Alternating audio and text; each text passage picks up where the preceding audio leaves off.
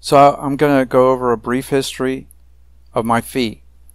My fee was a constant issue for these people, for these bureaucrats who I believe were largely just jealous and contemptuous, I guess, disdainful, and the politicians, the MPO board members, I put in that same category. But I think it's worth understanding the nature of my fee. Yes, I ended up at $57 million, and that's what I would have asked for under normal circumstances. But I didn't start at $57 million. So after 2 years of research and development entirely at my expense, I drafted the application, then obtained a U.S. patent effective September 2004 for the PFI concept, with the intention of receiving a financial reward from FHWA, a state DOT, and or local government for value engineering of an intersection or interchange project using the PFI. You know, people want to say things like, well, I should have just made it free of charge. You know, I should have put it in the public domain and then only charged for my expertise. I've had consultants say that to me. I've had people in the public say that to me. Why did you patent this? It should be just free for everybody to use. Well, I mean, that gets to be a philosophical debate. There needs to be incentive for innovation. I believe that patenting is a good thing. It's good for the public, that the public benefits. Is it perfect? No, it's not. But if we were to scrap patenting, then the incentive to innovate goes away. Pure and simple. I know that there are people who are going to say, no, patenting, you know, there would still be, people would still be incentivized to do things. And to be fair, there are people who really do, just for the sheer enjoyment, like to be creative and inventive, and would do it happily for free. But that's a very small, I would say that would be very much a minority effect in terms of progress, in terms of how we create a better world for ourselves. People need incentive. Okay, so was I motivated to for financial reward when I patented the PFI? Yeah, I was. But there are other reasons that I patented as well. So I took a lot of time developing the PFI. As I say, it took me a couple years. I did it all at my expense, did it in my own time, and that's when I was working 60-hour weeks for companies that then threw me out on the street because they're shitbags themselves. But I came up with the PFI, which I thought then, still do, that it's an improvement on the CFI. At the time, the CFI had been patented, and its patent had expired, or was about to expire. I think it expired in 2006. And I saw the patent as a challenge. You know, why not? Why not patent this idea? Okay, and then another reason for patenting it is that it ensured that it would be built, that it would be designed and built correctly, or so I thought it would be. That by the fact that I had it patented would mean that for the duration of the patent, the first few PFIs, well, the first PFI that gets built would be built correctly, and it would operate correctly. So I lived through the time when roundabouts were being introduced in the US and saw how many of them were engineered incorrectly and they would fail, and it gave roundabouts a bad name. So I thought, well, with the patent, the first PFI that gets built, I can ensure will be engineered and constructed correctly so that it has the best opportunity to work. I didn't want the first PFI ever built to then crap out. So it was a quality control thing to also obtain this patent. But yeah, I mean, I was motivated to make money, and I think I've already said this. My intention was, if I got my payout on the first one that gets built, I receive a fee for value engineering, which I knew would be in the millions. Then I would vacate the patent and put it in the public domain. I wouldn't seek any further value engineering fees. That was my intention. So I obtained the patent claiming the PFI is a novel traffic junction design that offers tangible advantages over prior art. Primarily, the PFI provides similar efficiency as the CFI, but requires approximately 50% less approach length. And I suspect that the PFI operates better than the CFI, or at least is more intuitive for drivers, that there's less chance of mistakes at the PFI than at the CFI. But of course, there's no knowing that until one gets built. I would receive my fee only if the PFI was selected as the project's final build alternative. I had two policies for setting my fee. One, if the agency had no alternatives at the time, I would receive a fee based on my time and expenses for my involvement from the final design stage through construction. And two, if the agency had alternatives, my fee would be for value engineering, and I would receive 50% of the project cost savings as a lump sum payment. My fee would not include royalties, and after the first PFI was built and I was paid, I intended to vacate the patent, putting the PFI in the public domain. So if an agency came to me and said, hey, we're interested in this PFI, we're going to add it as an alternative, what do you want compensation wise? It would just be, well, if it becomes, I would give technical support through the preliminary stages so that the PFI is competently designed. But I wouldn't receive money. I wouldn't receive payment until it is selected and goes into final design. And then I would only get paid for my time and expenses through construction if the agency came to me, or if they had no alternatives when I proposed it to them, which is the case with the 41 at 54 study in District 7. They had no alternatives. So if I proposed it to them and they added it, then I would only want my time and expenses.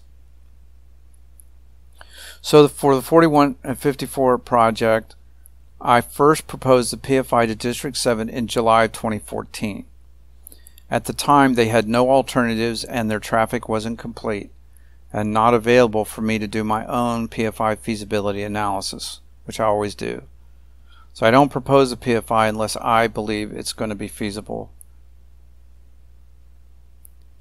Had District 7 added the PFI as an alternative at that time, my fee would have been based on my time and expenses only after the PFI was selected as a final build alternative, meaning a total fee of less than $300,000. So that's my estimate. My time and expenses for my involvement in final design and through construction probably would come under $300,000. Okay, not in the millions, but under $300,000. And FDOT District 7 had that opportunity. They could have added the PFI as an alternative, which is what they should have done when I first approached them. You know, they could have screened it and said, no, we're not going to take it any further. Okay? They could have done that and then not have paid me a nickel. That's what they should have done. That's what every goddamn DOT and local government that I've taken the PFI to should have done at the very least, is screen it to see if it looks like it has the potential, you know, to be the best project. All of them should have done this. None of them did. And even District 7 should have done this when I first suggested the PFI to them.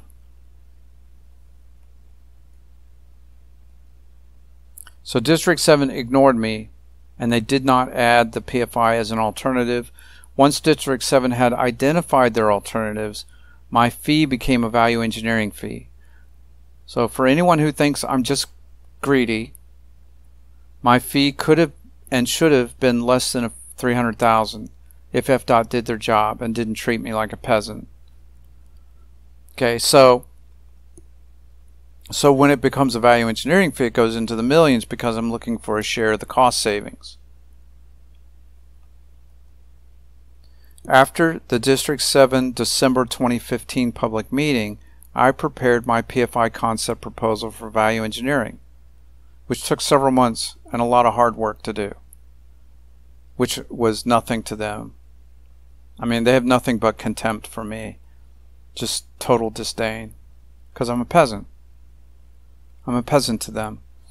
At the time, I decided to base my fee not on 50% of the project savings, but on a penny per trip over the 20-year PFI service life.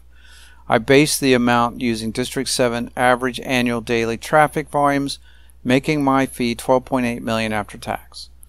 So using their traffic projections over that 20-year span from opening year to, which was 2020 at the time, opening year to design year of 2040, 20-year life of the PFI, design life of the PFI, they had estimated 12.8 billion trips.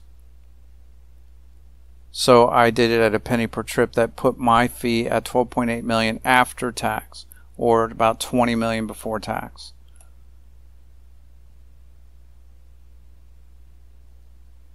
So I spent from March of 2016 to August of 2016 communicating with FDOT's central office in Tallahassee, District 7 in Tampa, and FHWA in Orlando via meetings, emails, and phone calls to reach the understanding that FHWA and FDOT would pay my fee. Tom Byron, then FDOT chief engineer, said, "If FDOT saves millions, you'll get your millions." Of course, he'd probably now disavow ever saying that. That's another thing. I talk to these people in meetings, like Gwen, telling me that, oh, I'll be able to be involved with their study. It's just that I'm going to be not on the study team, and then I find later that I'm not being involved at all. And then him saying, "Oh, I don't remember saying that. Oh, no, we didn't. I don't recall it." Yeah, if you ever interact with a bureaucrat, be sure to tape all your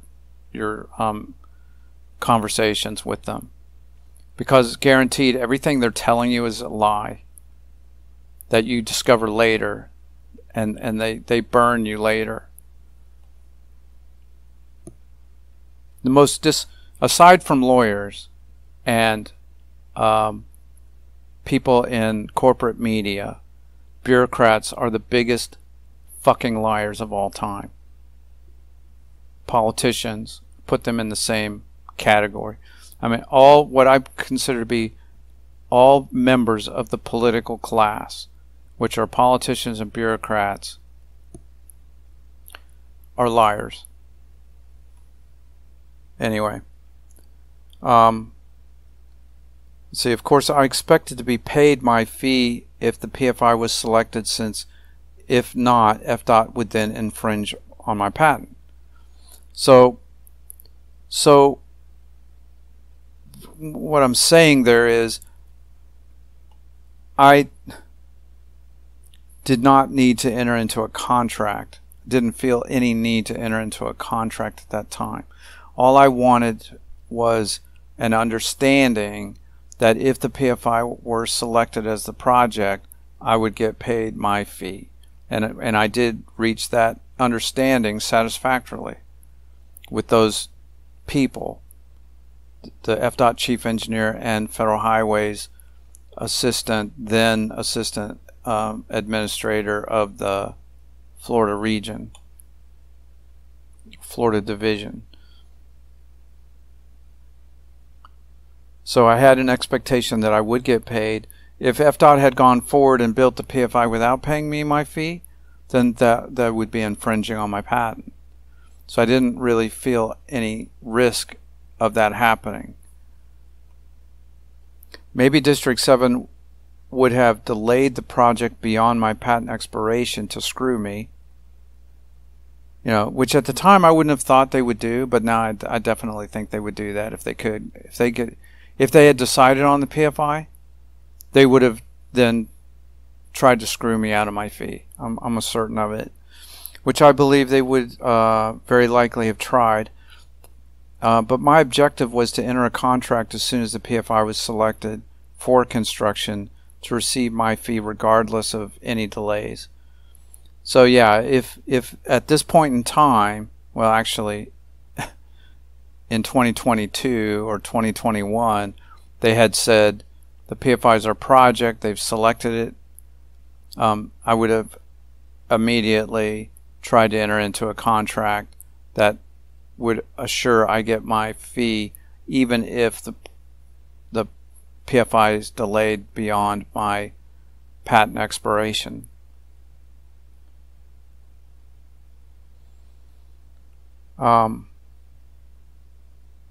So I say here, I see it no different than buying a car. It doesn't matter if the buyer drives it or if the buyer never drives it. They still have to pay. So it's like if they had selected the PFI as the final project, I consider that at that point in time them basically buying the PFI. So I should get paid even if they never actually get around to building it, because that's on them. By September 2016, District 7 and the MPO paused the PD&E for the Vision 5456 Study Phase 2. This in turn caused a very costly delay for me and jeopardized my fee. I had no choice but to accept the situation. So here I'm at this point in time seeing my $12.8 million just disappearing because of this delay that they induce with the Vision 5456 study that I saw as being totally pointless. But they had no concern, they had no regard for what their decisions had on me at all. And I'll say not for the public either, nor for the taxpayers. They've been blowing tax money all this time, digging holes, filling them back in. They did the traffic on this project 3 times. So the first iteration that I responded to with my initial proposal, then MPO redid the traffic, reducing it by 30% for without any justification, and then FDOT redid the traffic. So between these two agencies, the traffic has been done 3 times. Every time I had to redesign the PFI, my version of the PFI.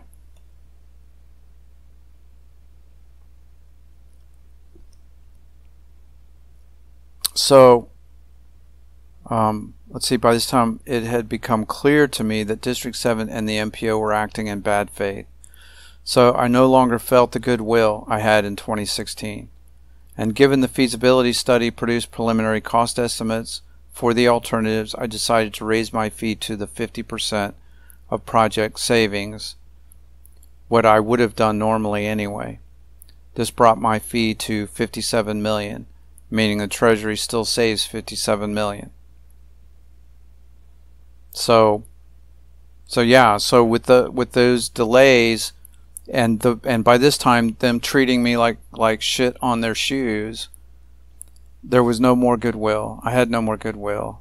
I knew that they were acting in bad faith. I still felt, and I still had, you know, like I say, I'm still suffering from a hopium addiction by this time, but I raised my fee to 57 million, which is what I would have done once it became a value engineering proposal. That's where I would have targeted my fee at anyway. But I was willing to accept the 12.8 million after tax, 20 million before tax, $20 million, and not 57 million. I could ask for 114 million.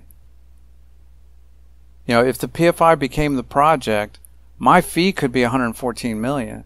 All that means is that the PFI costs the same as the SPUI, but the PFI is still the best project. So they would pay me the 114, and I still have to pay 40% in tax. That money goes right back to the Treasury.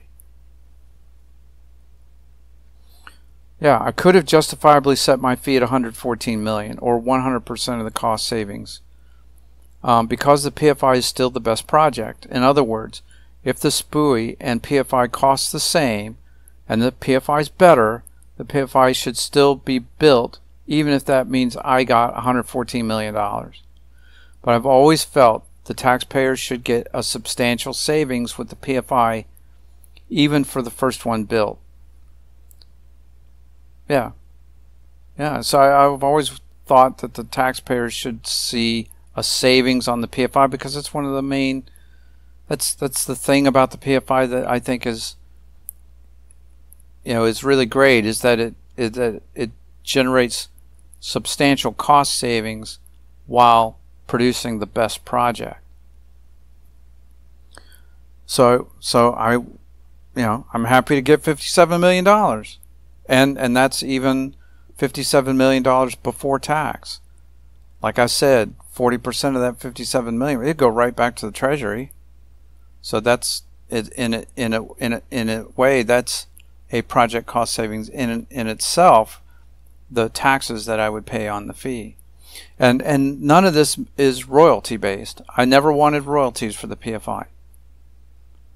You know, they assume, you know, oh, he's probably going to want royalties. Oh gosh, what are we going to do about that? No, that was never the case.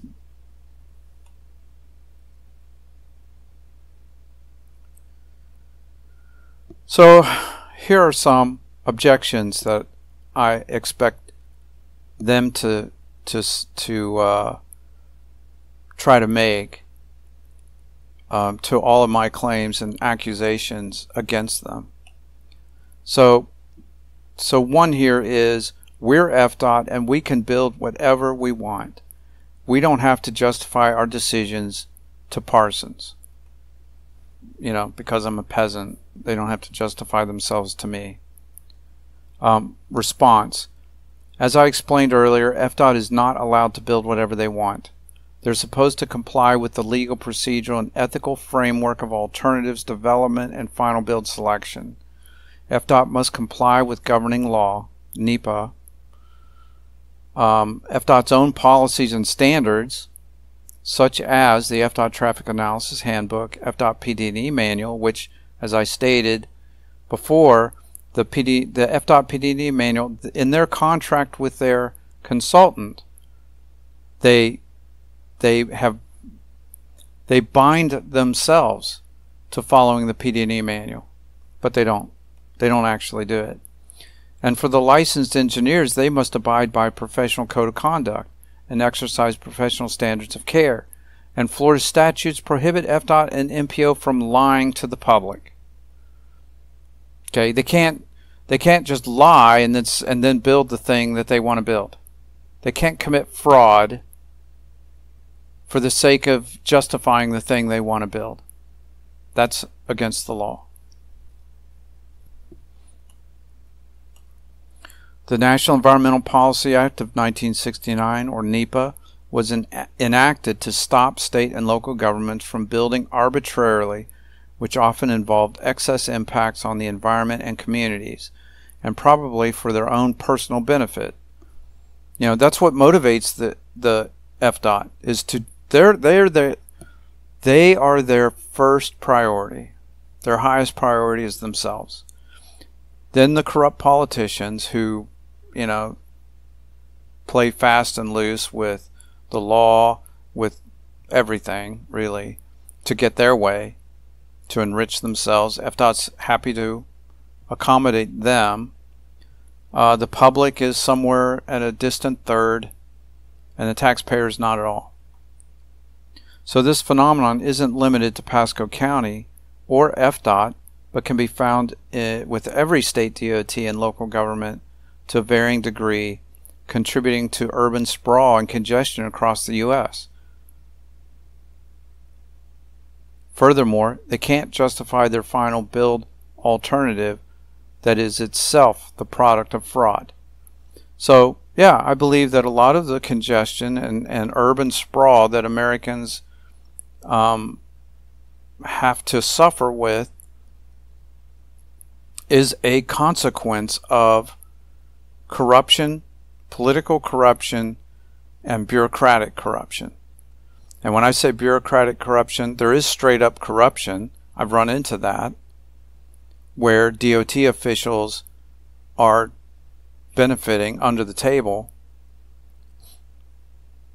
one way or another. They are personally enriching themselves. But another form of corruption is non-performance, where they just straight up don't do their job.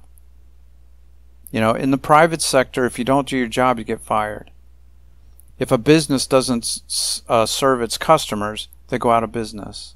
Or if a business makes poor business decisions, they go out of business. Well, the government doesn't go out of business, and the bureaucrats don't get fired. So what do you think is going to be the result of that? Anyone who's going to say, oh, no, they are hardworking, selfless civil servants who just want to do the best thing for the public, that's bullshit. I've never seen that happen in my experience. After, well, I was a consultant for going on, 30 years. I never saw that from bureaucrats. They come first. And what that means is, for most of them, is to do the least they can get away with while obtaining the greatest benefit for themselves in terms of pay, holidays. A lot of them are unionized. In Florida, they belong to a union. So the public just gets screwed and the taxpayers get screwed. So no, they can't just build whatever they want.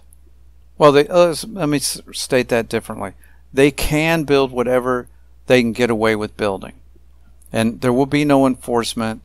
The courts aren't going to do anything. There is no justice when it comes to political corruption.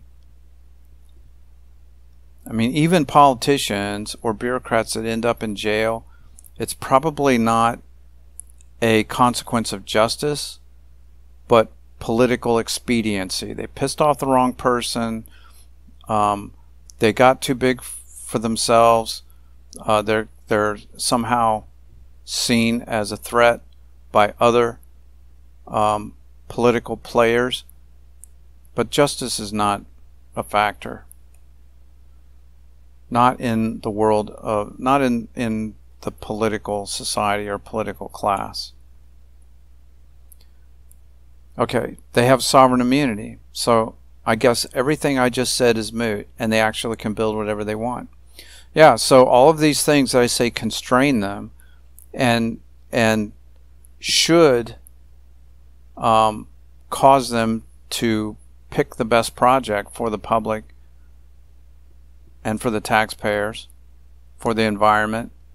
Okay, all of those things, you know, NEPA, the FDOT PD&E manual, the traffic analysis handbook. Okay, all those things they're supposed to follow is it's moot because they have sovereign immunity. You can't sue them in the state of Florida. In order to sue FDOT or the MPO, the first thing is they have to waive their sovereign immunity. They have to give you permission to sue them. Okay, that's number one. And then, you know, then it goes to the courts. If it's a criminal accusation, then the prosecutor has to actually, you know, prosecute. That's what they got to do, and it's very unlikely that's going to happen. Very, very, very unlikely that would ever happen, no matter what these people do, unless it's way over the top. Okay, I think, you know, like child rape in their parking lot might be a step too far for them, where they might actually, you know, be prosecuted, although they'd probably still find a way to look the other way. But in this case, no. You know, their fraud will only have cost taxpayers $60 million. Who cares? And all the other problems, you know. So what if people are stuck on 41 and it's a parking lot? Who cares? So what if they're not fulfilling the purpose and need of the project? Who cares? Prosecutor's not going to do anything. A judge is going to look the other way, because judges, who are they? They're all corrupt themselves. So no, they can do whatever they want, but they're not supposed to be able to do whatever they want. They're supposed to follow this rule-based framework. If they were to follow the rules, they would have already built the PFI. It would have been open to traffic 2 years ago. If they were actually following the rules, doing their job, acting, you know, as good faith actors, being competent, objective, etc. All the things they're supposed to do would have meant I would have my 57 million. Actually, it would have meant I would have had a few $100,000, and the PFI would have been open to traffic a couple years ago, and there would be no congestion there today.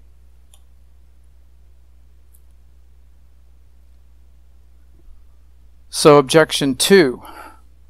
Parsons took a gamble with his PFI, and it didn't pay off. He just needs to get over it.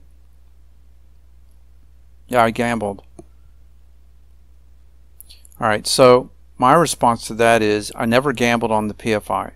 Every time I compared it to other DOT alternatives, the PFI was the best alternative for level of service and safety, minimizing impacts to the environment and community, and low cost. I know it's an excellent design. I unwittingly gambled on FDOT and MPO honesty and integrity. I lost that gamble for sure. Yeah, I gambled on their integrity, and that was a bad bet. Objection 3. We spent 10 years evaluating alternatives, and after careful consideration, in our judgment, we selected the best alternative with the SPUI. Response. Yes, the best alternative for themselves. So they don't finish that thought. Yeah, they did pick the best alternative, but for themselves. No careful consideration ever happened, only manipulation and disinformation. There's no question the PFI is the objectively superior alternative in terms of level of service, safety, reduced impacts, and cost savings. District 7 made little effort to evaluate the alternatives, or really no effort. And what effort they put in was done fraudulently to make the SPUI look good and the PFI look bad. The MPO board in District 7 had selected the SPUI before the PD&E study began.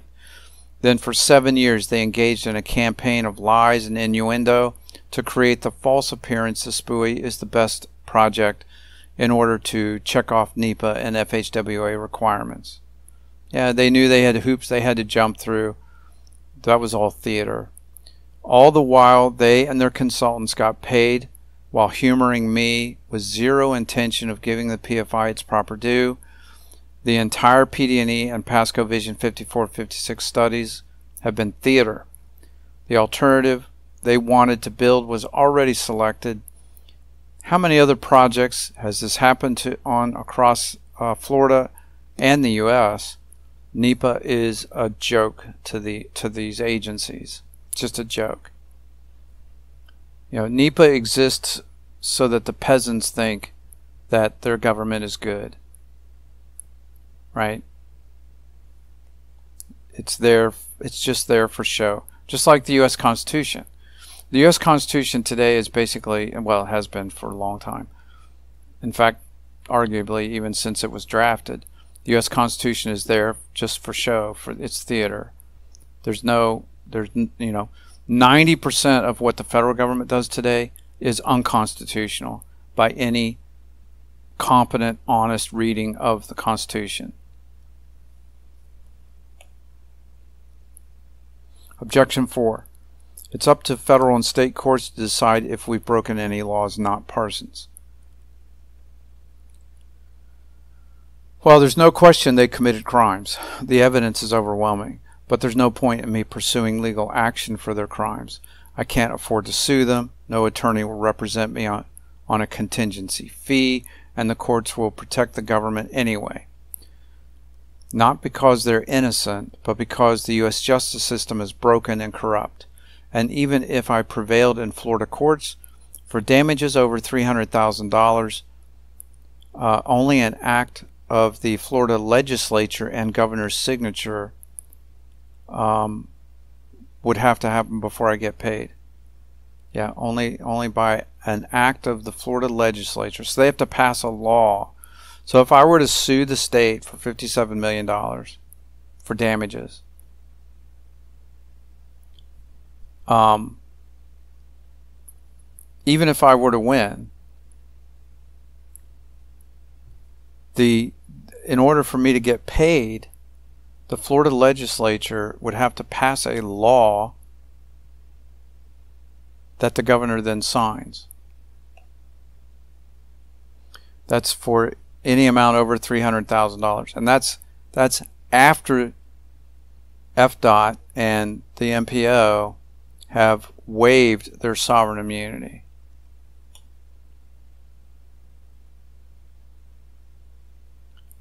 Yeah, so maybe I could file a criminal complaint. Again, why bother?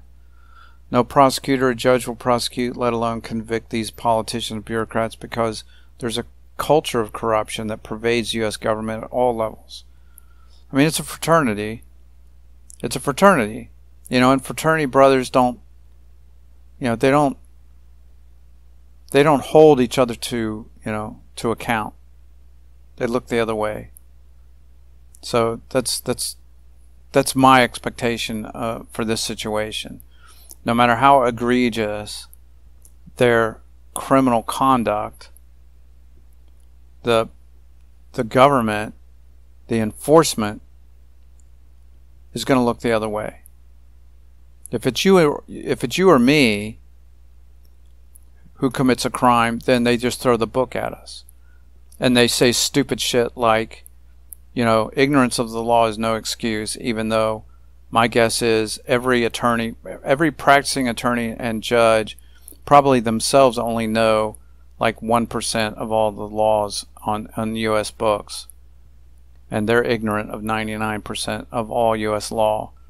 But they have the arrogance to say to the peasants that, you know, if you're ignorant of the law, then that's no excuse.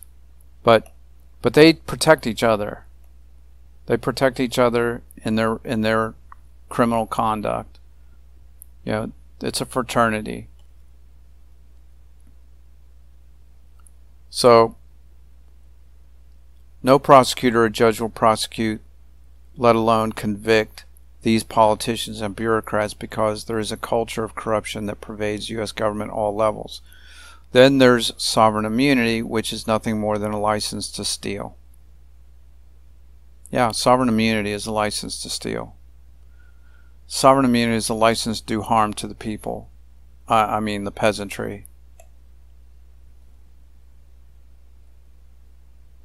Objection 5. If we treated Parsons badly, it's his own fault. He shouldn't have lobbied the Vision 5456 task force. That was inappropriate. So my response, I didn't lobby the task force. I sent 11 emails to the task force in response to the disinformation they received from the MPO staff and their consultants. I had advised the MPO before their October 2017 workshop not to misrepresent the PFI or the other alternatives, but they did anyway. I wasn't going to sit by idly as they fraudulently discredited the PFI while concealing the SPUI's terrible level of service and consequent impacts. I wouldn't have sent any emails if they hadn't incited me to do it. Objection 6. Parsons shouldn't think we cost him $57 million because even if we had done all he wanted, the PFI would have been rejected anyway.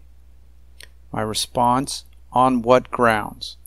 Except for the PFI being new, the reasons, quote-unquote, Gwen gave were baseless speculation. Had District 7 acted in good faith, done their jobs, and evaluated the PFI in a comprehensive, rigorous, and objective manner, as required by FHWA and NEPA, why wouldn't I expect the PFI to be selected as the final build alternative? The PFI beats out the SPUI on every single selection criterion.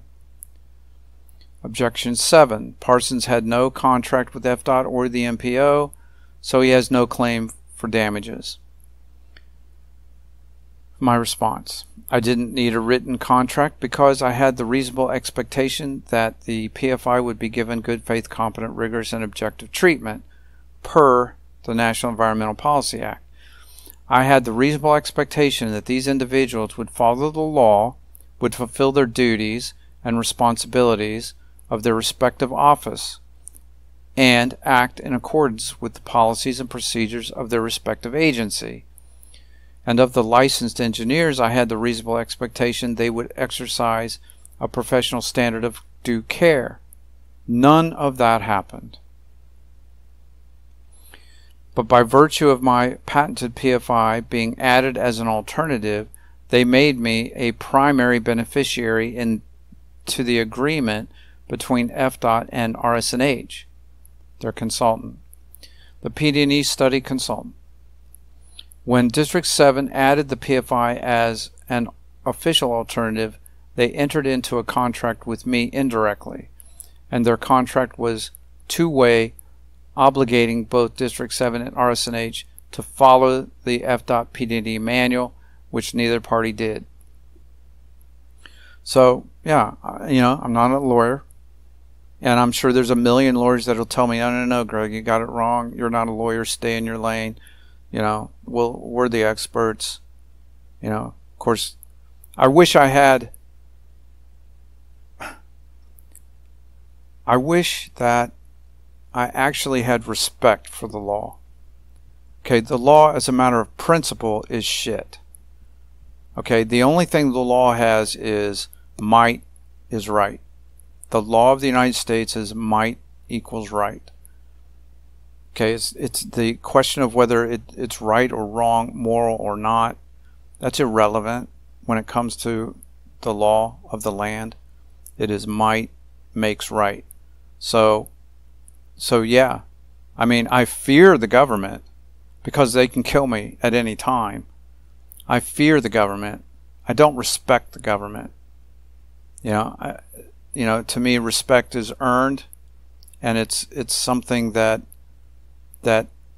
through a person's actions, through their behavior, their conduct, that they gain respect.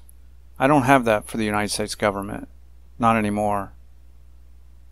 So, this is just what's happened to me with this project.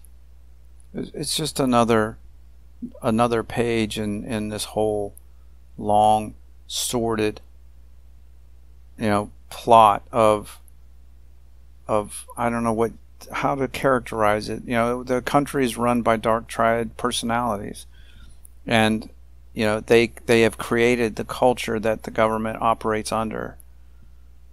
So yeah, so the way they conducted themselves on this project should be of no surprise. And if I had been a more talented, capable individual, I would have pursued my wealth in other directions, you know, private business or something like that. But I didn't. Unfortunately, I chose to be a highway engineer when I was going into college, and I didn't know what my future was going to be. There were reasons for that decision. Unfortunately for me, it was a bad call.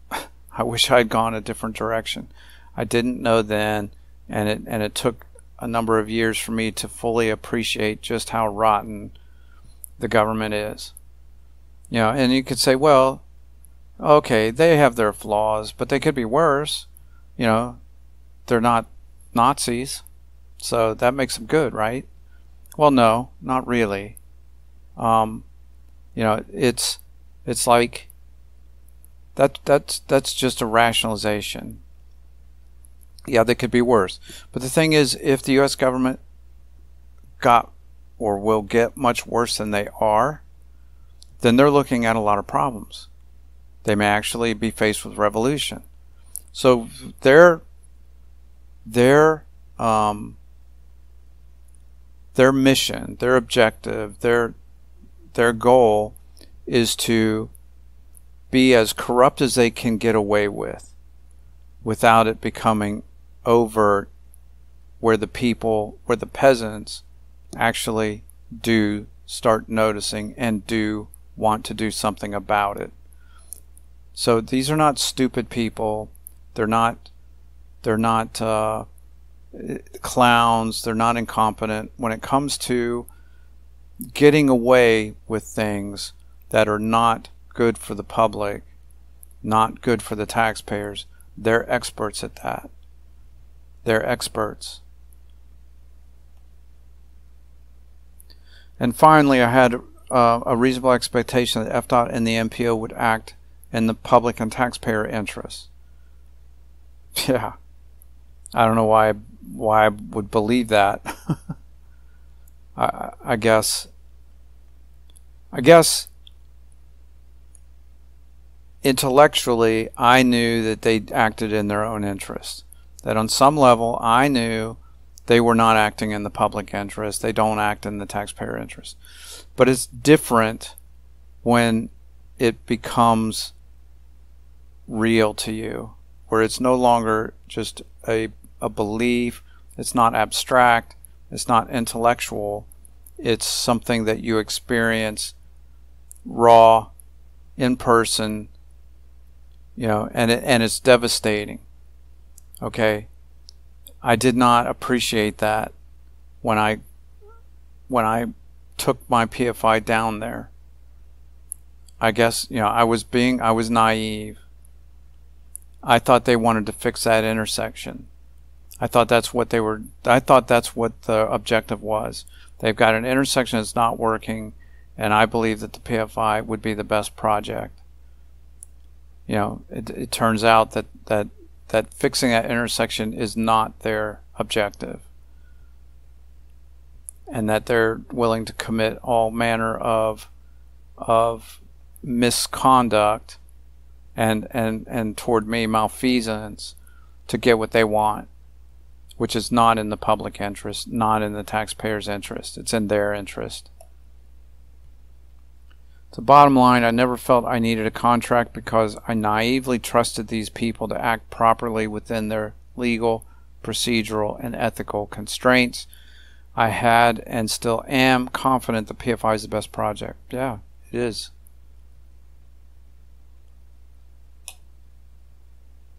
The end.